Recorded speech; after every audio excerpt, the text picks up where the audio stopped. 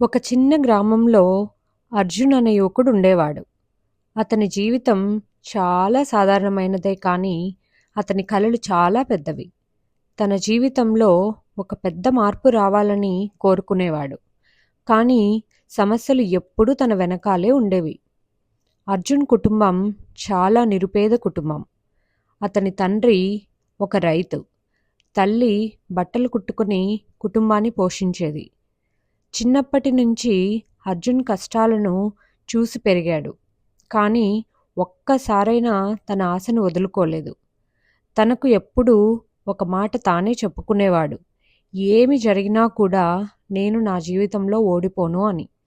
ఒకరోజు అర్జున్ తండ్రి అకస్మాత్తుగా తీవ్రమైన అనారోగ్యం పాలయ్యాడు.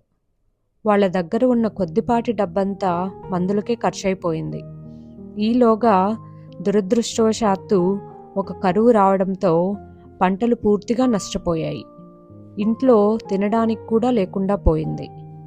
ఊరి పెద్దలు అర్జున్కి నువ్వు ఊరిని వదిలి నగరానికి వెళ్ళి ఏదైనా పని చూసుకో, ఇక్కడ నీకు ఏమీ మిగల్లేదు అని సూచించారు. కానీ అర్జున్ మదిలో ఓ ప్రశ్న ఉండిపోయింది. నిజంగా పారిపోవడమే పరిష్కారమా? అతను ఊరిలోనే ఉండాలని పోరాడాలని నిర్ణయించుకున్నాడు. దగ్గరలోని పొలాల్లో కూలీగా పనిచేయడం మొదలుపెట్టాడు. కానీ ఆ సంపాదన అంతా తన తండ్రి మందులకి ఖర్చవుతూ పరిస్థితి ఇంకా దిగజారిపోతూ ఉండేది.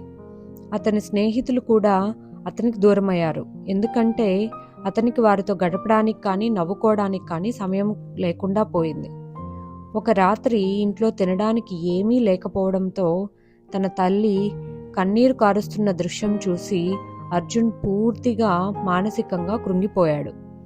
నిస్సహాయంగా ఊర్లోని ఒక ముని దగ్గరికి వెళ్ళాడు. ముని అతని సమస్యలను శాంతంగా విని చిరునవ్వుతో అర్జున్కి 3 వస్తువులు ఇచ్చాడు. ఒక క్యారెట్, ఒక గుడ్డు, కొన్ని కాఫీ గింజలు. ఇవన్నీ నీళ్ళల్లో మరిగించి రేపు నన్ను మళ్ళీ కలు అని చెప్పాడు. అర్జున్ అలాగే చేశాడు. మరునాడు వచ్చినప్పుడు ముని అడిగాడు, క్యారెట్కి ఏమైంది? అర్జున్ అన్నాడు, అది చాలా మృదువుగా మారింది అని. మరి గుడ్డు అన్నాడు. అర్జున్, ఇప్పటి వరకు లోపల నీరుగా ఉన్న కోడిగుడ్డు ఇప్పుడు గట్టిపడిపోయింది అన్నాడు. ఈ కాఫీ గింజలు అని ముని మళ్ళీ ప్రశ్నించాడు. అర్జున్ ఆనందంగా, అవి నీటిని పూర్తిగా మార్చేశాయి, రంగు రుచి మారిపోయాయి అన్నాడు. ముని చిరునవ్వుతో అర్జున్కి చెప్పాడు, చూడు బాబు, మన జీవితంలో కష్టాలు కూడా ఇలాంటివే. కొంతమంది క్యారెట్లా ఉంటారు, బలంగా మొదలవుతారు, కానీ ఒత్తిడికి లోనై బలహీనంగా మారిపోతారు. మరికొందరు గుడ్డు లాంటి వాళ్ళు, బయటకు మారకపోయినా లోపల కఠినంగా భావోద్వేగరహితంగా మారిపోతారు. కానీ మరికొంతమంది మనుషులు మాత్రం కాఫీ గింజలు లాంటి వాళ్ళు. వారు పరిస్థితిని మార్చుకుంటారు, సమస్యలను అవకాశాలుగా మలుచుకుంటారు. ఈ మాటలు అర్జున్ మనసుని తాకాయి. తను క్యారెట్లా కాకుండా, గుడ్డులా కాకుండా కాఫీ గింజల్లా మారాలని నిర్ణయించుకున్నాడు. ఊర్లోని కొంతమంది దగ్గర అప్పుగా డబ్బు తీసుకుని చిన్న పళ్ళ కూరగాయల వ్యాపారం మొదలుపెట్టాడు.